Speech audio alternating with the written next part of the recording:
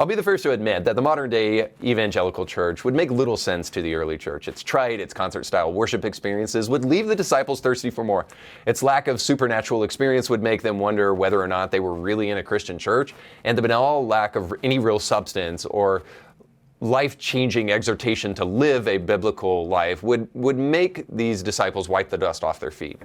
But I might just be a little bit picky because, in comparison to what Andy Stanley is doing at his church, most other churches seem like they are experiencing a religious awakening. Because for the low price of over $200 a ticket, you can attend the upcoming Unconditional conference, which according to the event site is a 2-day premier event for parents of LGBTQ plus children and for ministry leaders looking to discover ways to support parents and LGBTQ plus children in their churches. No matter what theological stance you hold, we invite you to listen, reflect, and learn as we approach this topic from the quieter middle space. Middle space, huh? I think he means a very hot space below Earth, not really in the middle, but it's a place where bad people go. That place every person hates until a guy like Hitler struts around and struts his stuff, and then we think, okay, it's a good thing there's a hell. In any event, let's give Stanley the benefit of the doubt. After all, this conference is only for parents of LGBTQ kids, right? Shouldn't we minister to them? What's wrong with that? And the conference hasn't even happened yet, so why are we prejudging? Isn't that a little bit intolerant? Well, let me answer that last question. In a world that is staging a full-on war against basic truth, it's important that you have your BS meter finely tuned so that you can become a discerning person. Some of you will still wish to go through the world unhindered by the thinking process, and that's fine if that's what you want to do. But the vast majority of Christians, when they do this, pretend that they're better than everybody else. They're better than the people who are actually willing to pay attention and who actually care. So that kind of smugness does get me a little bit motivated to talk about this. So wearing ignorance as a badge of honor as though it makes you more benevolent is ridiculous. If you want to chalk up what I'm about to do as plain judgmentalism rather than processing actual facts, I guess you're entitled to do that. For those who actually care about the truth and doing something about it, let's forge ahead. The reason many are alarmed by Stanley's conference is that he has an openly gay speaker coming to the conference, a guy married to another man. And he's speaking at the conference, and if the past is any indication of the future, we already know what we can expect from Stanley and from individuals like this speaker.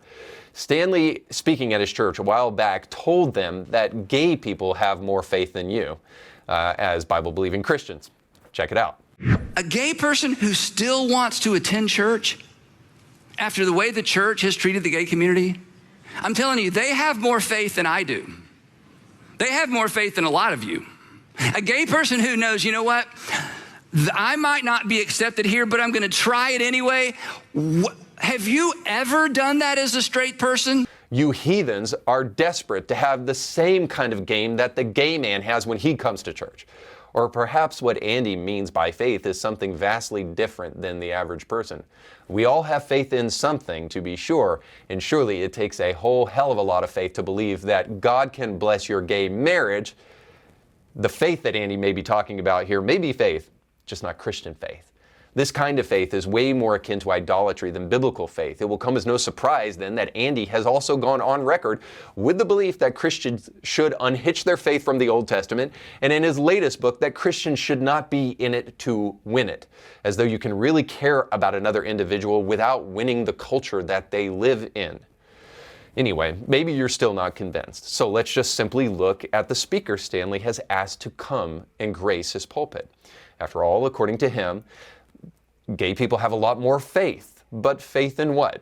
So Justin Lee is one of the keynote speakers and is the founder of the Gay Christian Network, which later became known as Q Christian Fellowship. I've covered them on the show in the past. You may remember them from that. But it's an ecumenical ministry dedicated to serving lesbian, gay, bi, trans, queer, and straight allies in the church. I know what you're thinking. They forgot non-binary, and I know it's an outrage. They should include every one of the 9,365 billion genders that there are out there, but they're just an only halfway tolerant bunch of bigots. Anyway, maybe this clip will clear things up for all of us and give us a chance to understand what to expect from Andy Stanley's conference. So here's a clip from Cue Conversations, the ministry that was founded by Justin Lee. The not yet is the imaginal space of becoming. The not yet is in the space of a realized utopia. The not yet is the Christian message that we must embody in critical and creative ways to steward a narrative that calls us into being human with one another again. That is the kind of hope I want to invite us to embody. That is the kind of queerness that I hope we can practice. One that reimagines language and practice and narratives that can be midwifed and stewarded through the imaginal. That is hope to me. That is the kind of power I think we have as a collective of believers, of doubters, of Christians, as those who are becoming. Yeah. I totally get where you're coming from with that. I mean, the imaginal midwifing spaces under, yes, I have to say, in response, the alignment that I have with the imaginal is likened unto my eschatological sense of being in the now but not yet, which is rooted in the postulate of thinking aboutedness, beyond the quasi-fabricated knowledge of knowing that everything you just said was total bull. As George Orwell said, some ideas are so stupid it takes an educated person to believe them. And Dr. Robin does not disappoint here. The manner in which she can skip past first base and go all the way out into left field with this imaginal stuff is, it's truly stunning. Let's go back to the basic fact that the Bible here, not Reed or any other Christian, condemns homosexuality. And then we realize that the whole quote-unquote ministry of Justin Lee is built upon a lie. If that's not disturbing enough, maybe this last piece will do it. The organization, Start With Us, is associated with Justin Lee. Justin Lee did a video for them about his gay marriage and being a Christian. And so Start With Us also had a pretty disturbing video where small children are present.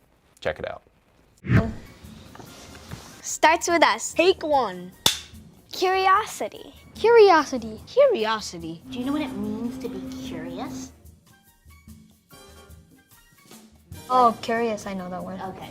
Curious means when you want to know about everything in this world,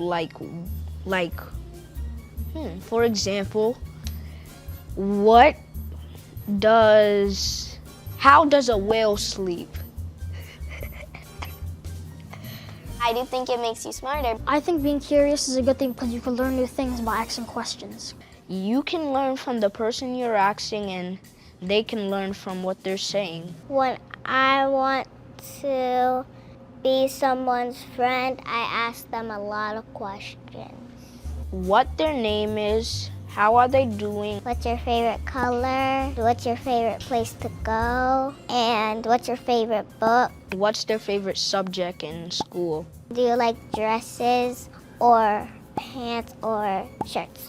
I feel like being curious is kind of like investigating. Being curious led me to something new that I never done before. You learn about new things in the world, and you learn about what you can do and how you can do it. If you're curious why you have to instruct your child, who is already predisposed to being curious because they are kids and all, to be even more curious, you're not alone. I guess that would kind of be like the question, why do you need a whole conference dedicated to parents learning to love their LGBTQ kids? If you're doing your job as a pastor, then you've given them enough truth and equipped them with enough truth to help them really love their kids in the way that they need to love them. You wouldn't want your kids to become, quote, more curious, would you? You would just want your parents to know everything they can know about what the Bible says about human sexuality. What you wouldn't do if you really want to help your LGBTQ kid is you wouldn't call your gay neighbor to come help him become more curious. That, in a word, would be what we call grooming, or what it seems Andy Stanley's conference is really meant to do, to be a gay-affirming conference. There's just one big problem. It would in no way be a Christian conference. I think with all those pieces, we can finally piece together what's really going on. Andy Stanley has become a bootlicker of radical Marxist. Now, let me try to taper that back a little bit because that may sound extreme. I don't think Andy Stanley is a Marxist. I don't think he is trying to implement Marxist revolution onto society. I don't think that all about Andy. I rather think Andy to potentially be a righteous man who is just incredibly misguided. I think he simply lacks the depth and lacks the astuteness to realize that the people who are coming into his conference are using him and using his church. In other words, he's a useful idiot of Marxist. And Marxists are famous for doing this, by the way. Engels, who is the counterpart to Karl Marx in the Communist Manifesto, said this, that wherever you see a revolutionary movement, in the foreground is always a redefinition of love. In other words, if you're going to create the Marxist revolution, you have to destroy everything and then redefine it in the image of Marxism, redefine it in the image of communism. And one of those things is love. Well, isn't that interesting that these people, like those of Q Conversations, who have obviously been educated by Marxist professors in the university, are interested in redefining love in the church, the place where love should be adequately and accurately defined. After all, God is love. But we've seen this over and over again by Marxists and those in the LGBTQ community. They wanted to attach their movement to the civil rights movement early on so that they can gain marginalized status and so that they can use whatever credibility the civil rights movement had and they can use it for their own purposes. So they're willing to hijack the civil rights movement just like they want to hijack the church here so that they can redefine love by redefining the church. That's what these people want to do. They don't want to destroy the church. They want to tear the church down and create it in their own image. They want the influence of the church. They want the credibility of the church. They want to be able to do what only the church can do, what they could only dream of doing. What Jesus gives the church the power to do, which is to reach the soul and to reach the heart of an individual. See, these people can only try to propagandize culture. And so they want to try to hitch their wagon not only to the civil rights movement, but also to the church. And here's why we must stand against it. First of all, the real condemners are not the people who have a problem with this conference and have a problem with what Andy Stanley does on a regular basis at his church, but Andy Stanley and people like him are the ones who are truly condemning people. And this conference condemns the people who are truly struggling with this lifestyle, the person who might be thinking about gender mutilation, the person who is fighting their homosexual urges. You know, ever since I started this podcast, I've probably ministered to more people in the couple of years that I've been doing this than I did in 20 years of traditional ministry.